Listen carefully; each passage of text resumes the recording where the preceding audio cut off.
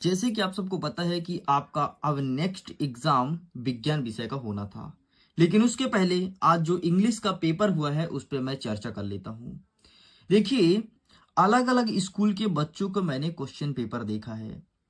According to syllabus ये कहता है कि 70 से 80% आपका क्वेश्चन ब्रिज कोर्स से आना चाहिए। एंड जो मैंने मॉडल प्रश्न पत्र उपलब्ध कराया था उसमें ब्रिज कोर्स के 70% क्वेश्चन को रखा था। लेकिन बहुत से स्कूल में ऐसा हुआ है कि ब्रिज कोर्स से क्वेश्चन पेपर बनाए ही नहीं है, बल्कि वो पूरा का पूरा एक किताब उठाए और वहां से क्वेश्चंस को बना दिए हैं। एंड जिस स्कूल में ब्रिज कोर्स से क्वेश्चंस बनाया गया है वहां पर बहुत सारे क्वेश्चन देखने को मिले हैं। ऐसा मैं नहीं कहता हूं, अच्छे ऐसा बच्चे कहते हैं। उनका स्वयं कमेंट्स आता है कि सर हमारा एग्जाम बहुत अच्छा गया है क्योंकि मैंने क्वेश्चन को ब्रिज कोर्स से उठाया था। एंड विज्ञान में ना तो आपका ब्रिज कोर्स है, केवल और केवल आपका किताब है। एंड फाइनली अब ये दुविधा नहीं होगी। बहुत सारे बच्चे मुझे मैसेज करते हैं, कहते हैं सर हमारे में तो ब्रिज कोर्स का कोई क्वेश्चन ही नहीं है। तो एक बात बताइए, जब ब्रिज कोर्स का कोई क्वेश्चन ही नहीं है तो किताब फिर क्यों मिला है? खुद विचार करो ना, किताब क्यों मिला है? ब्रिज कोर्स जब देते हैं तो इसका एक ही उद्देश्य रहता है कि त्रैमासिक परीक्षा में ब्रिज कोर्स से क्वेश्चन आएगा। लेकिन ठीक है, आपके यहाँ नहीं बनाया गया तो मैं क्या कर सकता हूं। लेकिन फिर भी अब विज्ञान के लिए हम बहुत कुछ कर सकते हैं। विज्ञान में हम फोड़ के आएंगे, क्यों? क्योंकि विज्ञान में ना तो ब्रिज कोर्स है ना तो फालतू की कोई किताब है। केवल एक किताब है और उसी से पूरा का पूरा क्वेश्चन देखने को मिलेगा। एंड फाइनली हम भी सिलेबस के अकॉर्डिंग सभी चैप्टर के क्वेश्चंस को लेकर के आ चुके हैं बढ़िया मस्त इत्मीनान से। इसी वीडियो में प्रश्न 1 से लेकर के 22-23 जितने भी क्वेश्चन हैं संपूर्ण उत्तर को कवर करने वाला हूं एक ही वीडियो में। कोई पार्ट टू नहीं आएगा, कुछ नहीं होगा, बस आपको अंतिम तक देखना है और बढ़िया ध्यान से। उसके पहले जरा एक चीज सुन लो, अगर तुमने अभी तक पीडीएफ को डाउनलोड नहीं किया है तो लिंक डिस्क्रिप्शन बॉक्स में दिया गया है, जाइए और अपने इसी पीडीएफ को डाउनलोड कीजिए। ठीक है, चलिए अब हम स्टार्ट करते हैं। हमारा पहला प्रश्न कहता है कि सही विकल्प चुनकर एक लिखो। पहला नंबर कहता है किसी आहार श्रृंखला में तृतीय पोषण स्तर पर सदैव होता है। देखो यार, जब भी आहार श्रृंखला बनता है तो पहले स्तर पर उत्पादक होता है। क्या होता है? उत्पादक होता है। दूसरे में होता है हमेशा शाकाहारी, जो शुद्ध शाकाहारी होता है। ठीक है, तीसरे में होता है आपका मांसाहारी और चौथे में होता है सर्वाहारी। ठीक, और पांचवें में होता है अपघटक। यह आपका क्रम है। तो क्या पूछा तीसरे नंबर में ना, तो पहला उत्पादक, दूसरा शाकाहारी, तीसरा मांसाहारी, ये सही उत्तर। ये क्रम याद रखना। नेक्स्ट कहता है कि परितंत्र में 10% ऊर्जा उपलब्ध होती है एक पोषण स्तर से दूसरे पोषण स्तर में स्थानांतरण हेतु निम्न रूप के। ठीक, निम्न के रूप हैं। किसके रूप हैं? तो यहां पर कई सारे ऑप्शन है, जैसे ऊष्मीय ऊर्जा, प्रकाशीय ऊर्जा, रासायनिक ऊर्जा या यंत्र की ऊर्जा। तो इसका सही आंसर आपको लगाना है रासायनिक ऊर्जा, इस करेक्ट आंसर। आगे बढ़ते हैं, तीसरा नंबर। निम्नलिखित में से कौन आहार श्रृंखला का निर्माण करते हैं? मतलब ऐसा कौन सा ग्रुप है, वर्ग है जो कि भोजन का निर्माण करते हैं, भोजन बनाते हैं? देखो यहां पर घास, गेहूं, आम। घास भी खाती है गाय, गेहूं भी इंसान खाता है, आम भी इंसान खाता है, यही सही उत्तर हो जाएगा। भाई इंसान बकरी नहीं खाता, मनुष्य को नहीं खाता। इंसान गाय नहीं खाता, हाथी नहीं खाता। इंसान मछली और बकरी नहीं खाता। हाँ, कुछ लोग खाते होंगे भाई, खाने वाले कुछ भी खा सकते, लेकिन इंसान के लिए जो बनाया गया है वो शुद्ध शाकाहारी होना चाहिए इंसान को। आपको पता है जो जीव जंतु मांस खाते हैं उनके दांत हमेशा नुकीले होते हैं और इंसान के दांत कभी नुकीले नहीं है। कभी कुत्ता देखे हो? कुत्ता का तो मुंह खुलवाना और उसका दांत देखना, दो दांत बहुत नुकीले होंगे क्योंकि वो मांस खाता है। कभी रैबिट देखे हो? खरगोश। जब कभी खरगोश मिले तो उसका मुंह खोलना और देखना, पूरे दांत बराबर रहते हैं, है ना। तो ये कॉन्सेप्ट ही चलता है। आगे बढ़ते हैं, चौथा नंबर कहता है कि एक परितंत्र में मानव क्या है? तो एक परितंत्र में मानव है सिंपल सा सर्वाहारी, मनुष्य सब कुछ खाता है। ठीक है, सामान्य दृष्टि से वैश्य के लिए सुस्पष्ट दर्शन का अल्पतम दूरी क्या होनी चाहिए? मतलब जब भी आप पढ़ाई करो तो कितने सेंटीमीटर का डिफरेंस होना चाहिए? तो 25 सेंटीमीटर। हमेशा अपनी किताब को 25 सेंटीमीटर की दूरी पर रखो और तभी पढ़ाई किया करो। आगे छठवां नंबर, दूरदृष्टि दोष दूर करने के लिए उपयुक्त लेंस कौन सा है? दूरदृष्टि दोष बोला है ना, तो दूर के लिए हो जाएगा आपका उत्तल लेंस और निकट के लिए अवतल लेंस, ध्यान रखना। नेक्स्ट, खाली स्थान भरो।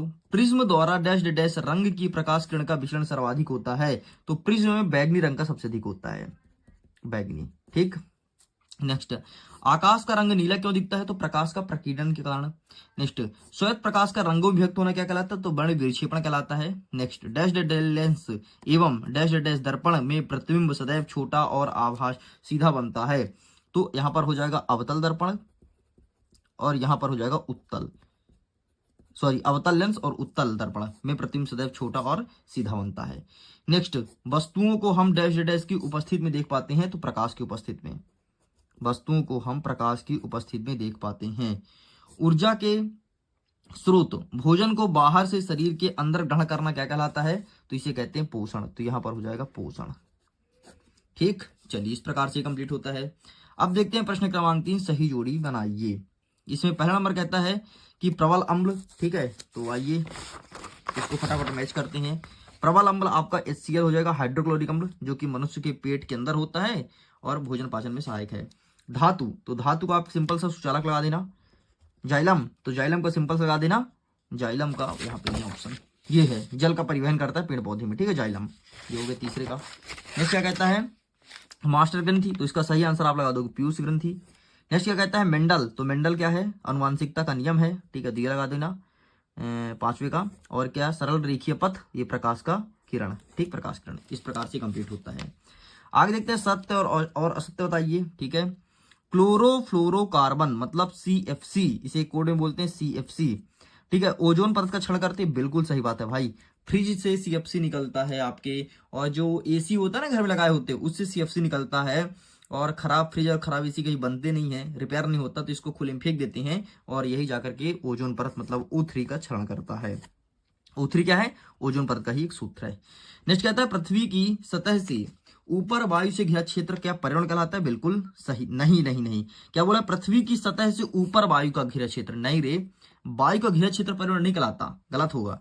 पर्यावरण ये कहलाता है कि हमारे आसपास क्या है। जैसे हमारे यहाँ पास पेंसिल है, मॉडल पेपर है, आंसर कॉपी रखा है, फोन है, कैमरा है, लैपटॉप है, ठीक है, यहाँ पर चार्जर है, केबल है जो कि कनेक्ट करता है कैमरे को और लैपटॉप से, ठीक, ये सब व्यवस्था है यहाँ पे। तो ये सब क्या है? आपका पर्यावरण है। नेक्स्ट, उत्तल लेंस का जो प्रतिबिंब होता है सदैव क्या बोला है? सदैव वास्तविक प्रतिबिंब बनता है। हाँ बिल्कुल सही, वास्तविक बनता है, ठीक है। वास्तविक का मतलब ये होता है सेम टू सेम, तो नहीं, वास्तविक नहीं बनता बेटा, छोटा बनता है हमेशा। अरे गाड़ी में देखिए हो गया यार, गाड़ी साइड मिरर में उत्तल लेंस ही होता है, इसमें प्रतिबिंब छोटा बनता है। तुम्हारा मुंह अगर इतना बड़ा है तो इतना छोटा ही दिखेगा, ठीक। नेक्स्ट, अपवर्तनांक का कोई मात्रक नहीं होता है, तो बिल्कुल सही है, ठीक है। सल्फ्यूरिक अम्ल तनुकरण उष्मा शोषी अभिक्रिया कहलाता है, तो सल्फ्यूरिकरण उष्मा शोषी अभिक्रिया बिल्कुल सही है, ठीक है, सॉरी बिल्कुल गलत है, उष्मा छिपी कहलाता है, ठीक। नेक्स्ट कहता है कि CH3OH एक क्षार है जिसमें OH उपलब्ध होता है, बिल्कुल सही है। लो, इस प्रकार से कंप्लीट होता है। आगे देखते हैं, एक वाक्य में उत्तर दीजिए। ऐसी अभिक्रिया का नाम लिखिए जिसमें अभिकारकों के बीच आयनों का आदान प्रदान होता है, तो द्विविस्थापन अभिक्रिया कहते हैं। लोहे पर जंग लगना किस प्रकार की अभिक्रिया है? तो संक्षारण है। श्वेत प्रकाश की वर्ण विक्षेपण किस रंग का प्रकाश का विचलन न्यूनतम होता है? लाल रंग का सबसे कम होता है, लाल रंग का, ठीक है। शुद्ध जल का पीएच मान तो 7 होता है। उस पदार्थ का नाम बताइए जो क्लोरीन से अभिक्रिया करके विरंजक चूर्ण बनाता है, तो वो है बुझा हुआ चूना, बुझा हुआ चूना, CaCO3 सूत्र होता है, ठीक है, सूत्र भी याद रखा करो, बुझा हुआ चूना। देख पा रहे हो क्या? वायु की अनुपस्थिति में होने वाला शोषण को क्या कहते हैं? तो इसे कहते हैं अवायवीय शोषण, मतलब जहां पर वायु नहीं है, अवायवीय शोषण, ठीक। इस प्रकार से OT पूरा कंप्लीट हो गया। आगे बढ़ते हैं, अब हम कवर करते हैं अपने 2 नंबर के क्वेश्चंस को, ठीक है। तो फटाफट चलिए, अब हम आंसर देखेंगे, तो तैयार हो जाओ और फटाफट आप सब इसका फोटो लेते जाना। चलिए, हमारा 6वां नंबर कहता है कि रासायनिक समीकरण से आप क्या समझते हैं? एग्जाम्पल से समझाना है, तो आइए हम दिखाते हैं। ये रहा आपके सामने रासायनिक समीकरण, जस्ट बिट, ये रहा रासायनिक समीकरण से आप क्या समझते हैं। तो इसका आंसर ये रहा, ठीक। ये यहां से लेकर यहां तक लिखना है एंड एक एग्जांपल देना है, NaOH Cl HCl और ये वाला पूरा लिख देना, ठीक। साइड करते हैं। संयोजन और वियोजन अभिक्रिया से क्या समझते हैं? तो संयोजन और वियोजन देख लो। तो यहाँ पर देखो, ये रहा संयोजन अभिक्रिया 15 नंबर पे, ठीक है। इसका फोटो खींच लो और मैं वियोजन दिखा देता हूँ।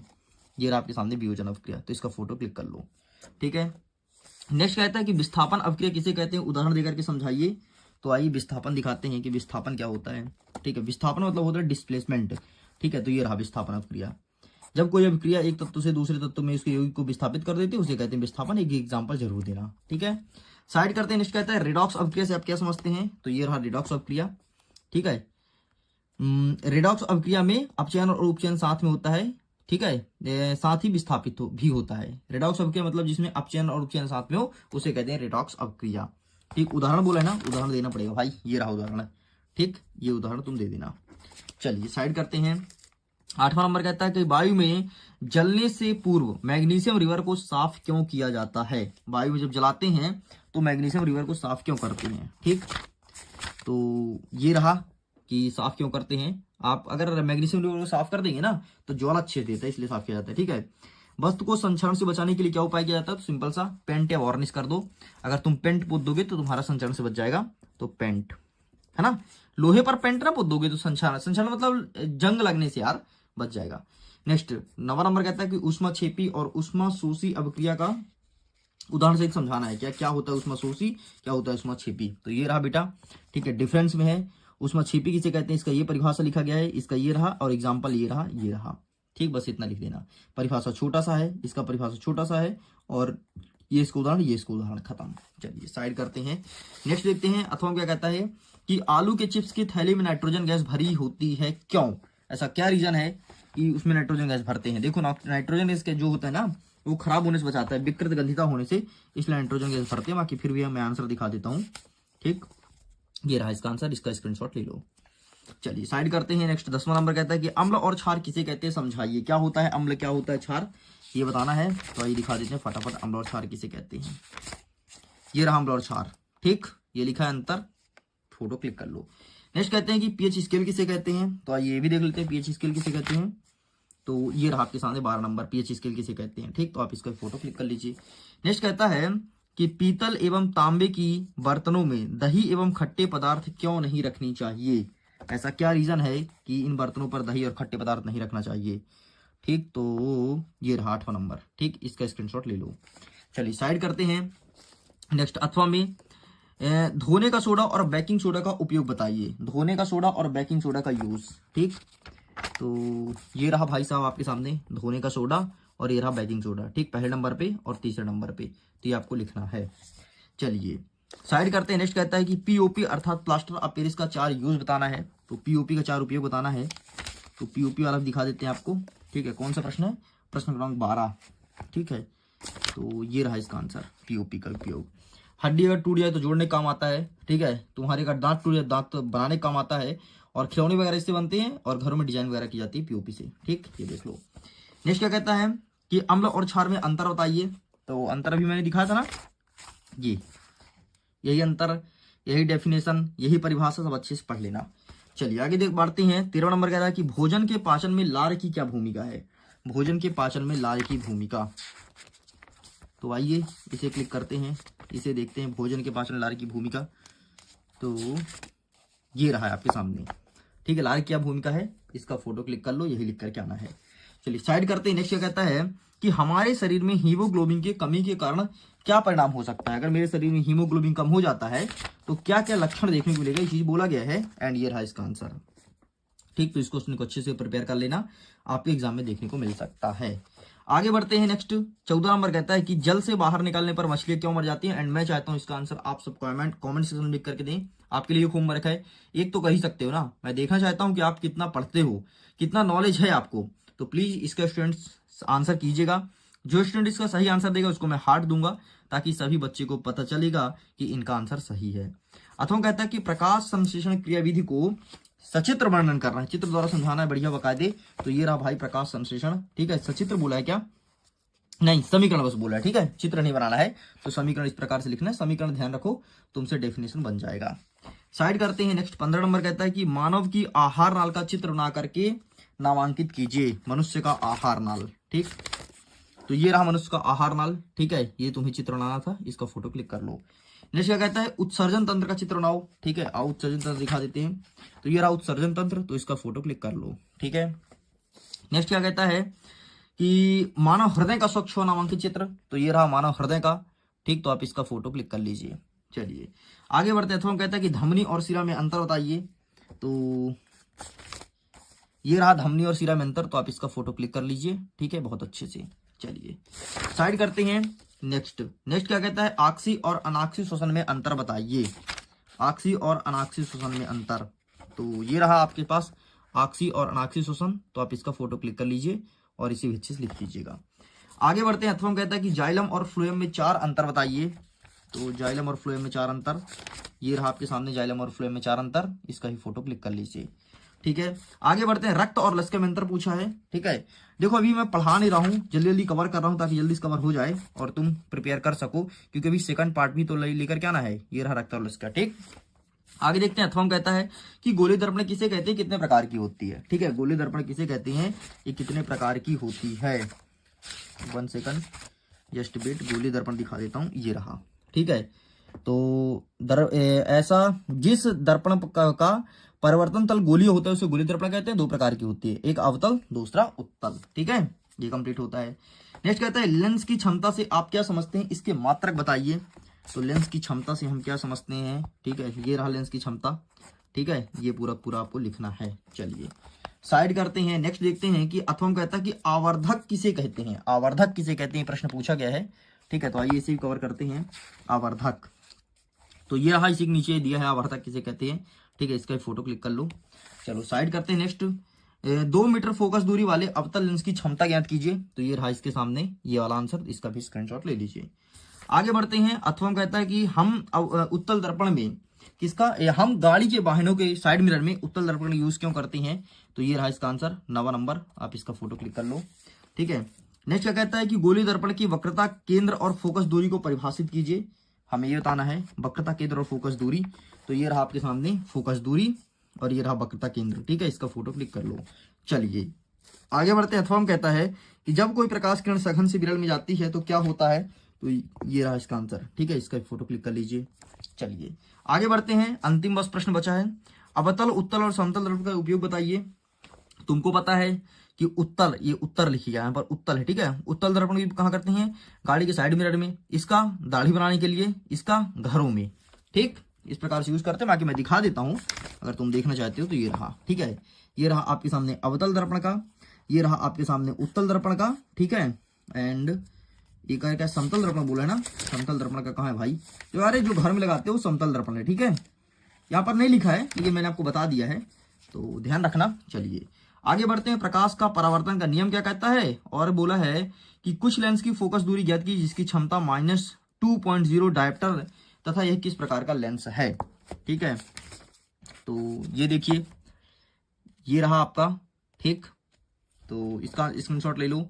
नेक्स्ट क्या कहता है, आपको डायप्टर बोला गया ना, तो डायप्टर वाला ये नहीं है, ये है, ये डायप्टर वाला, ये ले लो, ठीक है। चलिए खत्म।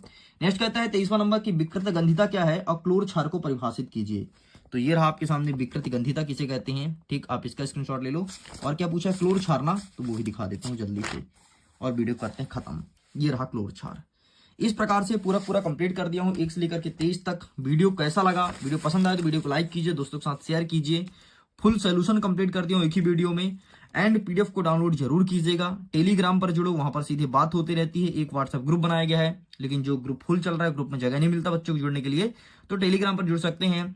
इंस्टाग्राम पर जुड़ करके मेरे से कोई भी क्वेश्चन पूछ सकते हैं, वहां पर मैं जल्दी रिप्लाई करता हूँ। चलिए वीडियो को करता हूँ। एग्जाम के लिए all the best, bye bye.